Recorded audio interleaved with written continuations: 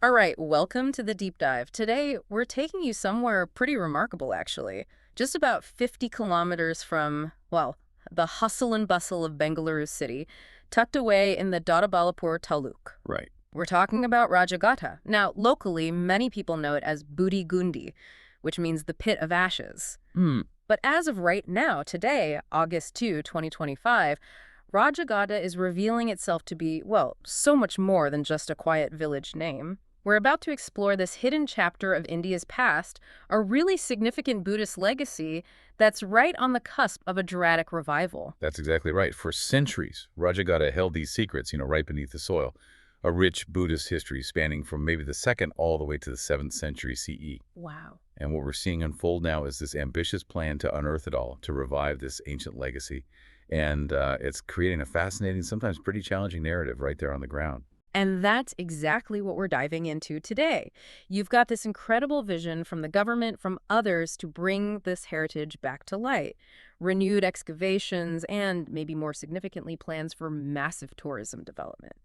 But this isn't just a story about, digging up old stones. It sparked both immense excitement and some really deep concerns among the villagers themselves. It's a compelling tension, isn't it, between preserving the past and shaping a very real future for a community. Yeah, absolutely.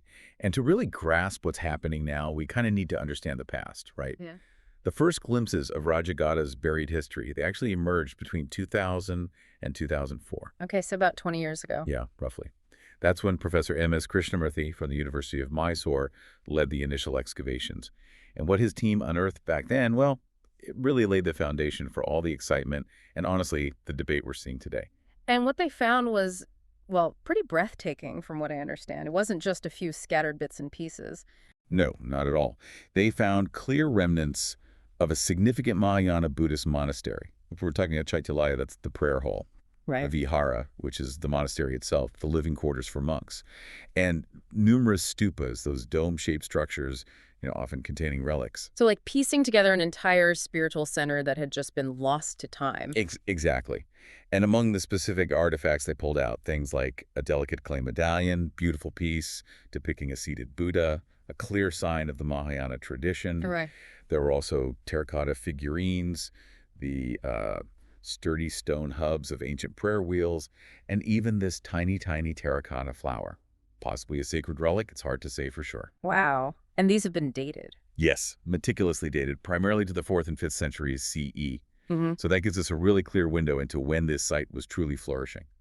So these aren't just like local curiosities. They tell us something much bigger about India's history, don't they? Oh, absolutely. What makes Rajaghatta so fascinating for the bigger picture of history is how it fills this critical gap. For years, our understanding of how Buddhism spread south, beyond its origins and the Mauryan push, Mm-hmm. well, it felt a bit incomplete, especially in this region. Mm. Rajaghatta gives us this vibrant answer. It shows how Buddhism truly thrived down south, often under powerful dynasties like the Chalukyas and the Pallavas. It adds another crucial, detailed thread to that tapestry we know from sites like Nagarjunakonda or Amaravati. Right, the really famous ones. Exactly. It shows just how extensive and, frankly, how thriving that southern Buddhist network really was. And you mentioned the local name earlier, Budi Gundi, the pit of ashes. That actually whispers a clue too, doesn't it? It really does. That local name strongly suggests the site was once a cremation ground. Hmm. And when you think about it, that's a common feature near monasteries. They often had attached crematories. Oh. So it adds another layer of historical context, hinting at the cycles of life and death that happened here centuries ago, right alongside, deep spiritual practice. It's incredible to think these treasures were just lying there for so long.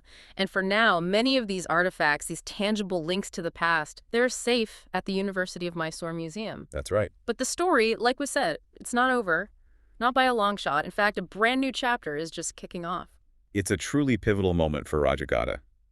Just a few weeks back, on July 16th, 2025, the tourism minister, H.K. Patil, he actually inaugurated new excavation efforts right there on site. So fresh digging is starting? Well, the plan is for them to really resume fully post-monsoon, which means very soon.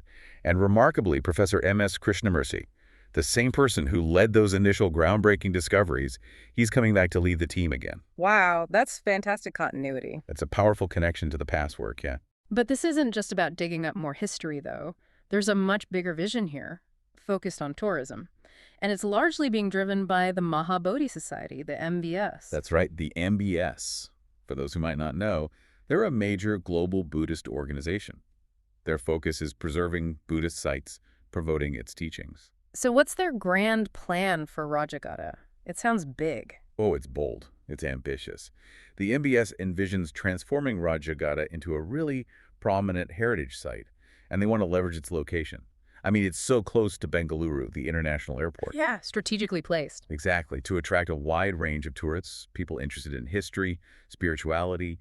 They see it becoming a significant cultural tourism destination, maybe even a new point on the international Buddhist circuit. And that development, it goes beyond just, more archaeology pits, right? Right. What exactly are their broader plans to make this happen? Their plans are pretty comprehensive. They're talking about developing dedicated museums right there on site to display the artifacts. And there's even the exciting potential of bringing back some items currently at the University of Mysore. Oh, interesting. So bringing the history back to the place itself. Precisely. And beyond museums, they're focused on creating the essential infrastructure.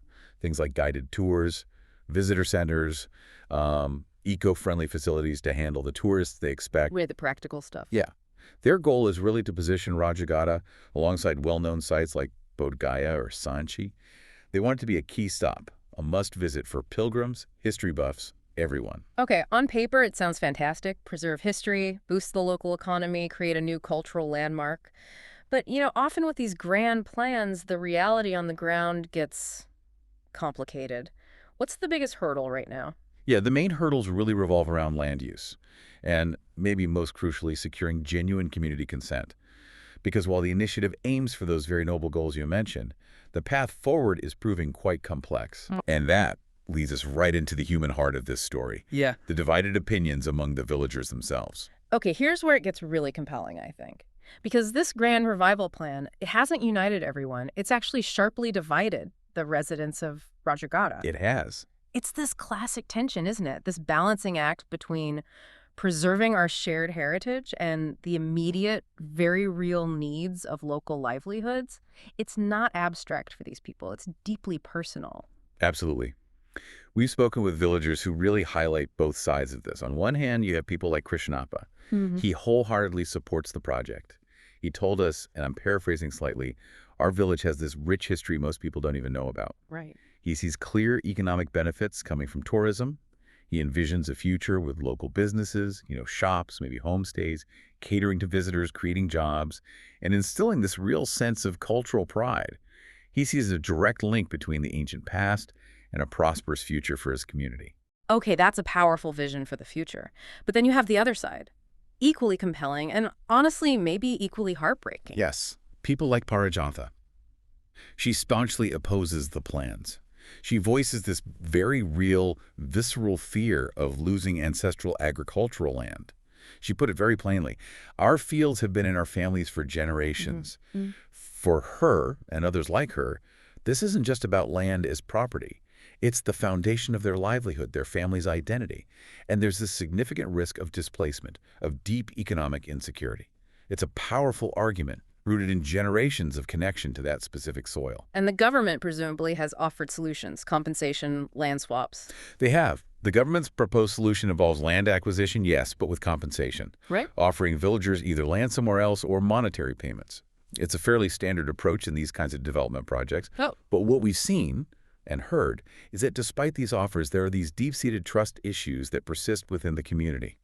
It's not always just about the money, Right. It often isn't. Often it's the intangible loss, losing those ancestral ties, a whole way of life, or maybe just a skepticism born from past experiences, perhaps other development projects where the promised benefits didn't quite materialize for the original inhabitants. Yeah, you hear stories about that. Compensation that seems fair initially but doesn't hold value. Or new jobs that locals aren't actually qualified for. Exactly, those kinds of concerns. Plus, there's a generational connection to that specific land, its identity, its heritage. And then there's the historical memory. Maybe promises were made before in other contexts that weren't fully kept. It creates this cynicism and just the fear of the unknown, moving somewhere else, adapting to a totally different economy based on tourism instead of farming. That's a huge disruption. So it's complex, and they've tried to bridge this gap. I read something about a police initiative. Yes, the Main Manage Police Initiative. It's basically a door-to-door service the police launched. The idea is to build community relations, maybe encourage people to report if they find artifacts or if they see encroachment on the protected areas. Interesting approach. Proactive outreach. It is. But from what we understand, even this initiative hasn't fully resolved those underlying tensions. Some villagers remain skeptical, even when the police are literally knocking on their door. It really underscores how deep the feelings run. It's emotional, practical, historical, all tangled together. Absolutely. It's a testament to that profound connection people have to their land and their way of life. Okay, let's maybe zoom out a bit then. Look at the broader implications, the bigger picture. If they can navigate this, what's the economic promise if Rajaghatta does become a thriving tourist destination? Well, the economic potential is pretty significant. Transforming Rajaghatta could bring substantial direct job creation, hospitality, guiding, maybe artisan work linked to the history. Things locals could potentially do? Hopefully, yes. And crucially, we've seen sustainable tourism models work elsewhere.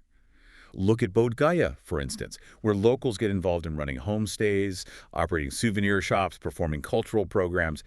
That approach helps ensure the economic benefits actually, trickle down to the community. Instead of just enriching outside developers? Exactly. It's about building a local economy around the heritage in a way that truly uplifts the people living right there. And beyond the money, there's a cultural enrichment aspect too, isn't there? Just knowing this history, preserving it, that must change a community. Without a doubt. Preserving Rajaghatta's Buddhist legacy could foster immense local pride.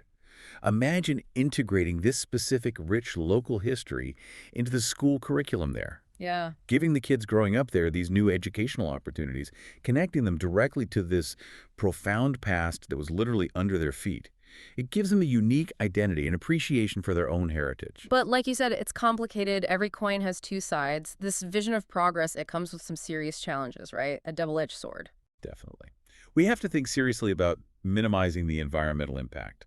More tourists mean more waste, more strain on local resources like water, and the potential for unintended damage to the archaeological sites themselves if it's not managed super carefully. Sensitive sites. Very sensitive. Then there's the critical question of equitable revenue distribution. Will the benefits really reach everyone, or will just a select few profit disproportionately? A common problem. And maybe the most subtle but profound risk is what some call commodifying heritage. The danger of turning sacred or historically significant sites into mere tourist traps, where the spiritual essence, the historical weight, gets lost in the chase for the tourist dollar. That's a balance that needs incredibly careful thought and management. That commodifying heritage point is so important. It feels like this philosophical tightrope walk.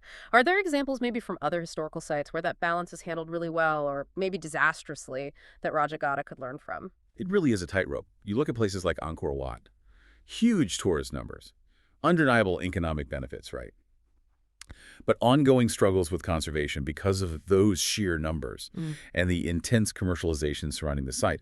On the other hand, you see some community-led tourism initiatives, often smaller scale, maybe like in Bhutan.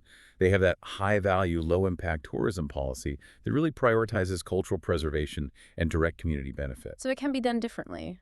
It seems the key often lies in empowering the local community, making them active stakeholders, not just passive recipients of whatever happens, and ensuring that the money coming in gets reinvested back into the community and into preserving the site itself. So as of today, August 2, 2025, Rajaghatta stands right at this critical crossroads. This profound Buddhist legacy offering, well, both immense promise and significant peril. It's a story of ancient ruins, big development plans, and these very real human stories playing out as these worlds collide. Yeah, the central dilemma is still right there.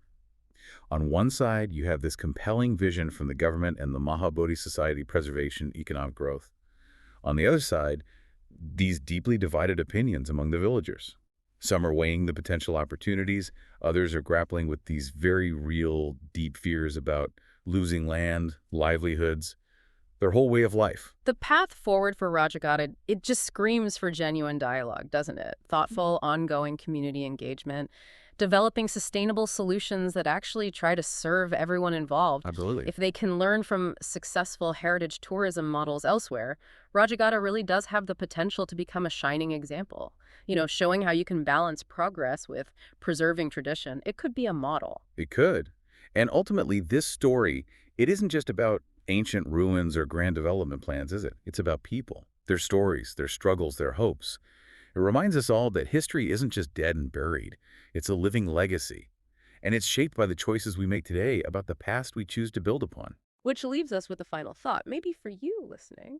What does it truly mean to own a piece of history, especially when that ownership, that stewardship, impacts so many lives so directly in the present?